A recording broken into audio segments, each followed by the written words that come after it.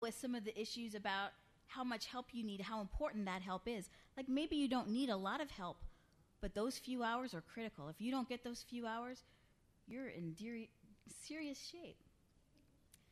That's not something that the functional index score, and that's one of the things that's going on in the courts right now, is that the courts have upheld that the functional index score was not designed to be used as a screening tool the way it's being used.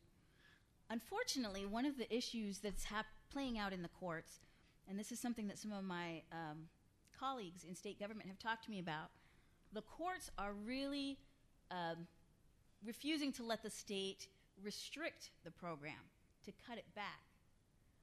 But they're not coming out as strongly when the state eliminates the program completely. That's a problem.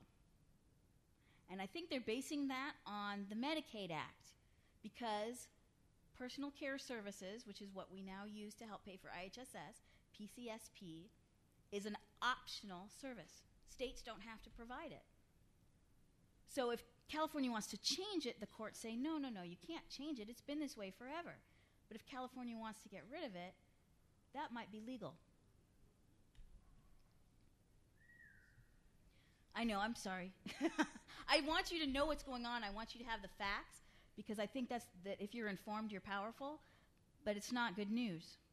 Something that just came out, the Legislative Analyst's Office. Now, this is supposed to be a nonpartisan, non-biased sort of think tank that's run by the state government to look at the impact of different kinds of legislation and bills.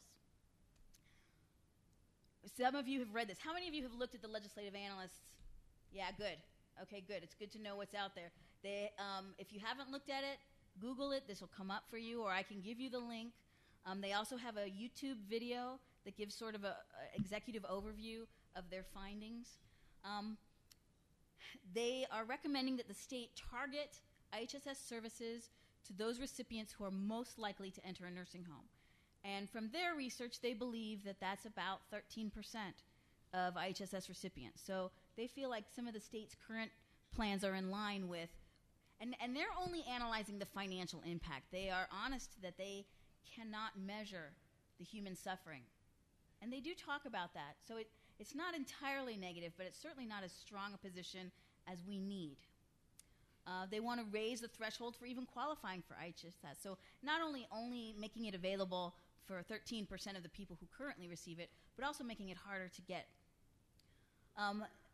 What they recognize is that IHSS is probably, a lot of times when we're advocating, we use the argument that home and community-based services are cheaper than putting someone in a nursing home. And the LAO does not agree. The LAO feels like for the state, absolutely, it's cheaper for people to live in the community than to live in a nursing home, because when people live in a nursing home, the state pays half of that cost. However, when people live in the community, the counties pick up a lot more of that cost, because they help provide paratransit and Meals on Wheels and case management and other kinds of services that we use to help us be independent in our home.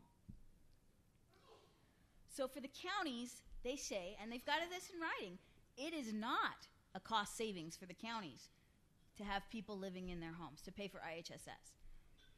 This is going to be an issue for many of you, because the majority of public authorities in California are run by the county. And so you may be at odds with your own bosses, your county supervisors, with your own government officials, because they're thinking about their bottom line, not about what's best for your people. So you need to be aware that that's an issue. There are a few public authorities in California that are independent, like Los Angeles and Nevada County. It's hard to become independent, but if you ever get the chance, I think you should do it. So one of the things that the LAO is recommending, they don't like the idea of ending the program. They don't think that that's the right thing to do, but what they're recommending is a tiered approach to delivering services. So they're talking about for people who get 195 hours or more of care, don't change anything. Leave everything the same as it is right now. For people who get between 80 and 194 hours, They want them to receive cash to purchase goods, which could include assistive technology, could include home modifications, and also they want them to get case management. And the cash can be used to pay workers. Now, it would be less cash than what is currently going to pay for their IHSS. But the person would be in control of it. It's called cash and carry or cash and carry counseling programs, and there are some states that are running them fairly successfully. Then for consumers who have between 1 and 79 hours a month, they're saying no, nothing, except for some increased case management. Because we know that those IHSS case managers really make a difference. Sorry, the no sarcasm light wasn't on.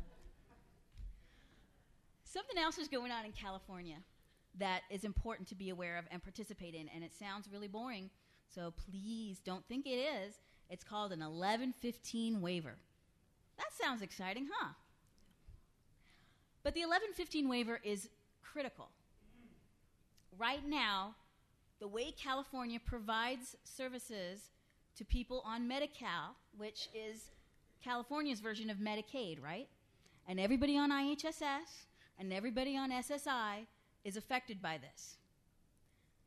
The way that California provides Medi-Cal has to comply with federal law. And there is a phone book of federal laws, right? I mean, it's a fat book of laws that tell them what they can and can't do. And that's one of the problems that they're having in the courts, because the courts are looking at those phone books and saying, you can't do that. That's not right.